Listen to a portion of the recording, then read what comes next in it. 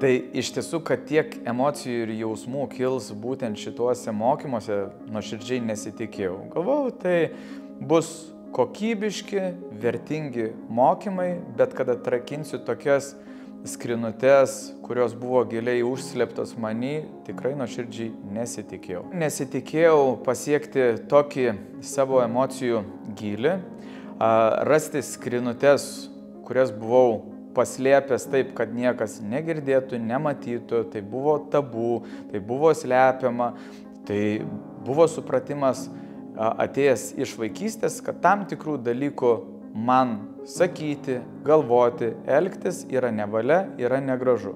Tai būtent šių mokymų dėka, šios sesijos dėka aš supratau, kad aš esu žmogus su savais trūkumais ir savais privalumais. Aišku, turbūt nereiktų visiškai taip nubrėžti, kad vien šitie mokymai man davė tuos suvokimus ir supratimus. Tai yra viso laikotarpio tęstinių mokymų centre buvimo kokybiškų mokymosi pastangų dėka atrasti dalykai, kuriais aš nuoširdžiai džiaugiuosi ir dalinuosi šeimoje.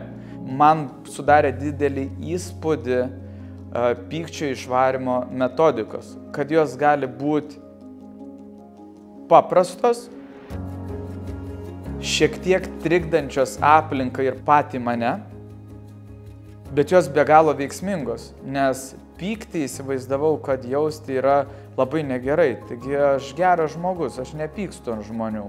Man visi draugai, aš stengiuosi būti draugu, bet iš tiesų aš tą pyktį jaučiu ir tai yra visiškai normalu, aš esu žmogus, aš erzinuosi dėl kai kurių dalykų, bet tas pyktis buvo slopinamas, kuris paskui transformuojasi į nepatogų kūno pojūtį, į skausmą, į nepasitikėjimą, į neplanuotą agresiją, netikėtą neplanuotą agresiją. Tai būtent šių mokymų dėka supratau, kad pyktį paleisti per teisingas metodikas yra vertinga ir naudinga. Jutau euforiją, jutau energiją, pasitenkinimą, ryžtą, pasitikėjimą. Jutausi kaip pavartojęs kokių psichotropinių medžiagų. Geriausi įvertinimai Olegui. Buvo visą laiką kokybiškas mano akimis darbas. Nebuvo mokymų metu kažkokių tai improvizacijų, kad kaip bus taip.